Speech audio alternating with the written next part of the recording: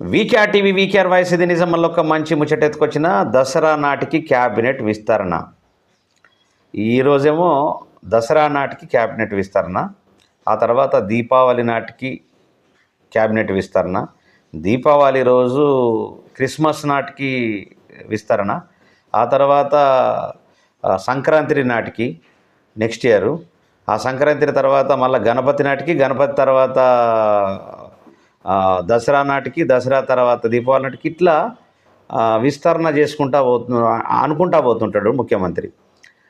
ఎందుకంటే ఇట్లా అనుకుంటా పోతూ పోతూ విద్యాశాఖ ఇది మన ఆరోగ్య శాఖ కానీ, హోమ్ మినిస్టర్ కానీ, ఇవన్నీ శాఖలన్నీ కూడా, హోం శాఖలన్నీ కూడా